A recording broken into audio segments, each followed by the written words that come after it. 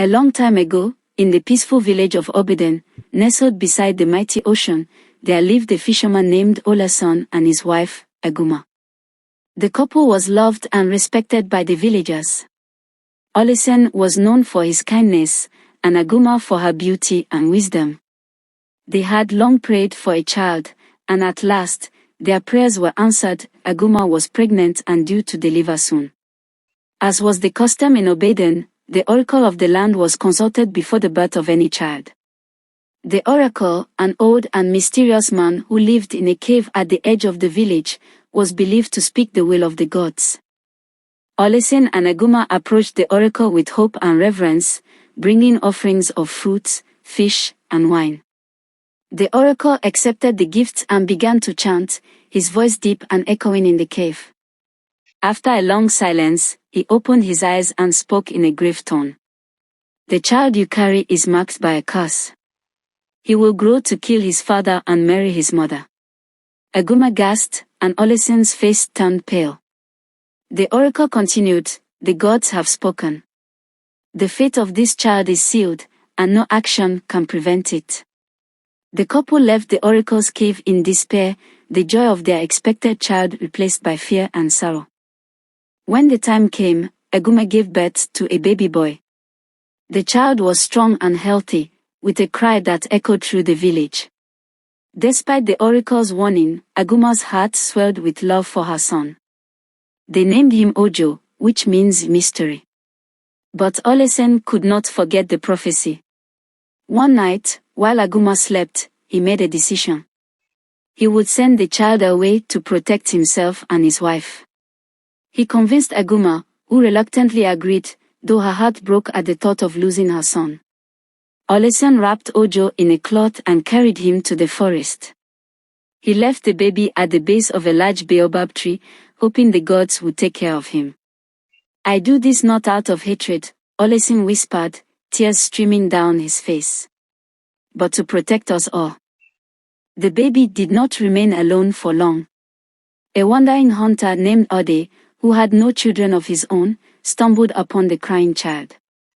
Moved by pity, Ode took Ojo home to his wife, Mora.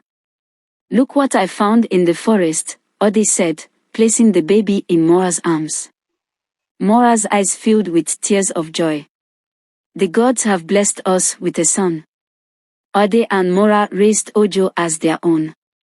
They taught him the ways of the forest, how to hunt, how to track, and how to survive.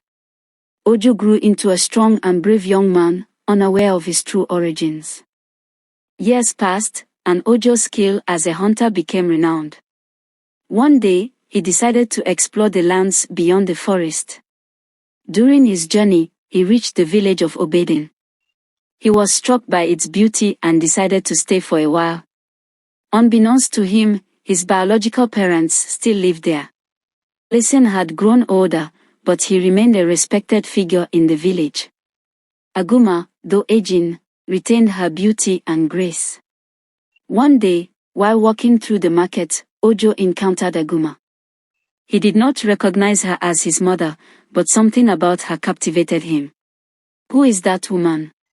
Ojo asked a vendor. "She is Aguma, the wife of Olason," the vendor replied. Ojo felt a strange pull toward her, though he could not explain why. Ojo's arrival in the village did not go unnoticed by Olason. The older man sensed something familiar about the young hunter but could not place it. When Ojo began to show interest in Aguma, Olason's unease grew. "Stay away from my wife," Olason warned one day when he confronted Ojo at the market. "I mean no disrespect," Ojo replied, confused by the older man's hostility. "I only wish to know her." "You have no place here," Olason said, his voice firm. "Leave this village." Ojo, proud and stubborn, refused. Tensions between the two men escalated, and the villagers began to notice. One fateful evening, Olason decided he could tolerate the situation no longer. He challenged Ojo to a duel, believing it was the only way to protect his wife and honor. The duel was fierce, and both men fought with all their strength. In the heat of the battle, Ojo struck a fatal blow, not realizing he had killed his own father. As Oleson lay dying, he looked into Ojo's eyes and whispered, "The prophecy, it has come true." Ojo was stunned. "What prophecy? What do you mean?" But Oleson could not answer. He took his final breath, leaving Ojo to grapple with guilt and confusion. The villagers were horrified by what had happened. Eguma, overcome with grief, demanded answers. It was then that the village elder, who had been present at Ojo's birth, revealed the truth. "Ojo, you are the son of Oleson and Eguma. You were sent away as a child because of a prophecy." The revelation shook Ojo to his core. He realized that he had unknowingly fulfilled the oracle's words. Eguma, torn between her love for her son and the horror of the prophecy, could not bring herself to blame him. "It is not your fault, Ojo," she said. "The gods have willed this." Though Ojo was devastated by what he had done, he could not deny his feelings for Eguma, feelings that the prophecy had foretold. The villagers, fearful of the curse, began to whisper among themselves. What would Ojo do next? Would he defy the gods, or would he succumb to the fate that had been laid out for him before his birth? Ojo could not sleep. The revelation of his origins and the prophecy weighed heavily on his heart. He had killed his father, an act foretold by the oracle, and now the second part of the prophecy loomed over him. The villagers whispered in fear and disgust, and even Eguma, though she tried to comfort him, seemed haunted by the impossible situation. Ojo avoided the villagers and spent his days in the forest, grappling with his thoughts. How could he escape a fate that seemed beyond his control? Was it possible to fight the will of the gods, or was he doomed to fulfill their curse? One day, while sitting under the great baobab tree where he had been abandoned as a baby, Ojo heard footsteps. He looked up to see Eguma standing before him, her face a mixture of sorrow and determination. "Ojo," she said softly, "we cannot stay like this. The prophecy hangs over us like a shadow. We must seek answers, even if they take us far from here." Ojo nodded. "But where do we go? Who can help us when the gods themselves have spoken against us?" Eguma knelt beside him and placed a hand on his shoulder. "The oracle of the great mountain. They say his wisdom surpasses even the gods. Perhaps he can show us a way to break this curse." Ojo and Eguma set out at dawn, leaving the village of Obeden behind. The journey to the great mountain was treacherous, filled with dense forest, raging rivers, and steep cliffs. Along the way, they faced many challenges: wild animals, torrential rains, and a mysterious stranger who tried to steal their provisions. Despite these hardships, Ojo and Eguma grew closer. Though Ojo was deeply conflicted about his feelings for her, he could not deny the bond they shared. Eguma, too, struggled with the strange pull she felt toward her son, though she tried to suppress it. After weeks of travel, they finally reached the foot of the great mountain. It loomed before them, its peak shrouded in mist. "The oracle's cave is at the summit," Eguma said, her voice trembling with exhaustion and hope. Ojo looked up at the towering mountain. "Then we climb." After hours of climbing, they reached a dark cave at the summit. Inside, a figure sat cross-legged on a stone platform, surrounded by glowing crystals. The oracle was an ancient woman with silver hair and piercing eyes that seemed to look straight into Ojo's soul. "You have come seeking answers," the oracle said, her voice echoing in the chamber. "Yes," Ojo replied, bowing his head. "I wish to break the curse that has plagued me since birth." The oracle closed her eyes and began to chant. The air grew heavy, and the crystals around them pulsed with light. After a long silence, she opened her eyes and spoke.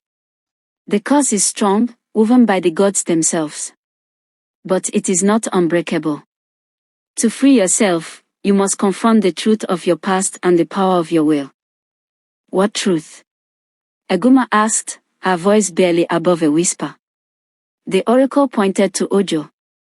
You were abandoned beneath the baobab tree because of fear. That fear shaped your destiny. To break the curse, you must return to the place of your birth and face the gods. Only they can release you, but their mercy is not easily earned. Ojo felt a chill run down his spine. How do I face the gods? The gods dwell in the sacred ocean, the oracle said. Offer them a sacrifice worthy of their forgiveness. Only then will they listen. With heavy hearts, Ojo and Aguma descended the mountain and returned to Obaden. The villagers were shocked to see them, but no one dared to speak against them. Ojo prepared himself for the journey to the sacred ocean. He would offer the gods the only thing he could, his life. On the night before he was to leave, Aguma came to him. You can't do this, she said, tears streaming down her face. I must, Ojo replied. It is the only way to free us from this curse. Aguma took his hand. Then I will go with you. If the gods demand a sacrifice, they can take me instead. No, Ojo said firmly. You have suffered enough because of me. This is my burden to bear. Aguma clung to him, and for the first time, they embraced without reservation, their shared pain binding them together. At dawn, Ojo stood at the edge of the sacred ocean, its waves crashing against the rocks. He stepped into the water, his heart pounding with fear and determination. I come to you, O gods of the ocean, he called out. I offer my life to end this curse. Take me, and spare my mother. The sky darkened, and the waves grew violent. A voice echoed from the depths. Why should we accept your sacrifice, mortal? You are but a pawn in our design. Ojo stood tall, his voice unwavering. Because I defy you. I will not let your curse define my life or destroy my family. Take me if you must, but leave my mother in peace. The ocean roared, and a great wave rose before him. Ojo closed his eyes, bracing for the end. But instead of crashing down, the wave stilled. The voice spoke again, softer this time. You have shown courage and defiance. Perhaps you are worthy of mercy. The water receded, and the sky cleared. Ojo opened his eyes to find himself unharmed. You are free, the voice said. But remember, fate is not so easily undone. The path ahead remains uncertain. As Ojo returned to the shore, Aguma ran to him, tears of relief streaming down her face. The curse had been lifted, but they both knew their journey was far from over. What challenges awaited them now? Could they rebuild their lives, or would the shadows of the past continue to haunt them? Determined to rebuild their lives, Ojo and Aguma decided to dedicate themselves to the welfare of the village. Ojo, with his strength and skills as a hunter, began to teach the young men of the village how to survive in the wild. He also shared stories of his journey, emphasizing the importance of courage and unity. Aguma, known for her wisdom, became a counselor to the villagers. She mediated disputes, offered guidance, and worked to mend the fractures caused by the curse. Gradually, the villagers began to accept them. Children gathered to listen to Ojo's stories, and the elders sought Aguma's advice. The village of Obaden slowly regained its sense of harmony. One evening, as the sun set over the ocean, a stranger arrived in the village. He was a tall man with piercing eyes and a staff carved with symbols of the gods. The villagers gathered to greet him, curious and wary. I am Ikan, the man announced. A servant of the gods, sent to this village to deliver a message. Ojo and Aguma stepped forward. What message do you bring? Ojo asked. Ikan's gaze settled on him. The gods are not finished with you, Ojo. Though they have lifted the curse, they have also given you a task. You must journey to the Forbidden Island across the ocean and retrieve the Stone of Truth. Only then will your family's honor be fully restored. The villagers gasped. The Forbidden Island was shrouded in legend, said to be a place of great danger where no one who ventured returned. Aguma clutched Ojo's arm. You can't go, she whispered. You've done enough. The gods have already taken so much from us. But Ojo's resolve was firm. If this is what the gods require, then I will do it. I cannot live with unfinished shadows looming over my family. The villagers came together to help Ojo prepare for his journey. The elders gave him a map, the fisherman provided a sturdy canoe, and the hunters crafted weapons to protect him. On the night before his departure, Ojo sat with Aguma by the fire. Do you believe I'll return? He asked. Aguma reached for his hand. I believe in your strength, Ojo. But promise me one thing, if the gods ask for your life, do not give it to them. Return to me, no matter what.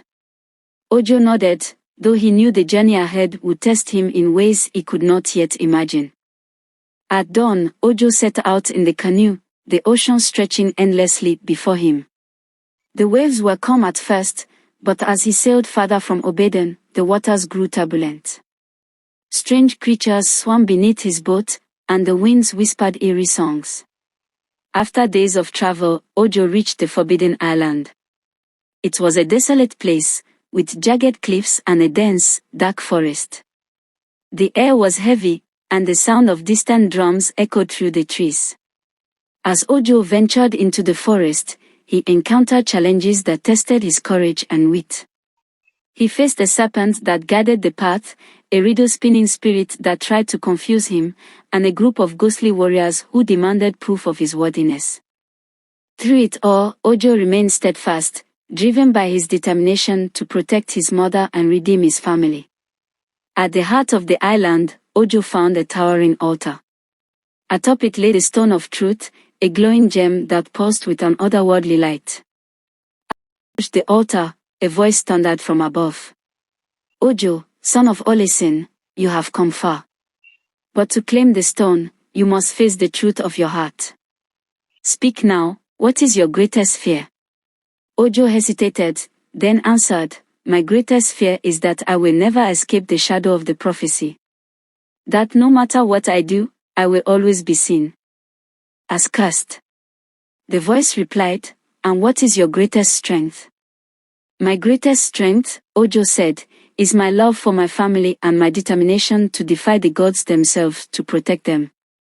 The altar began to glow brighter, and the Stone of Truth rose into the air. You have spoken with honesty and courage. Take the stone and fulfill your destiny. Ojo reached out and grasped the stone. In that moment, he felt a surge of power and clarity. With the Stone of Truth in his possession, Ojo returned to Obeiden. The villagers gathered to welcome him, their fear replaced by awe and respect. Ojo placed the stone on the altar in the center of the village. Its light spread across the land, dispelling the remnants of the curse and bringing peace to the people. For the first time, Ojo felt truly free. Though the journey had been perilous, it marked the beginning of a new chapter for Ojo and Aguma. Together, they worked to rebuild their lives, not as cursed individuals, but as a family united by love and resilience. But deep in the ocean, the gods watched. Though they had spared Ojo for now, they knew the story of his life was far from over. Please share, subscribe and turn on the notification bell for more stories. Thank you.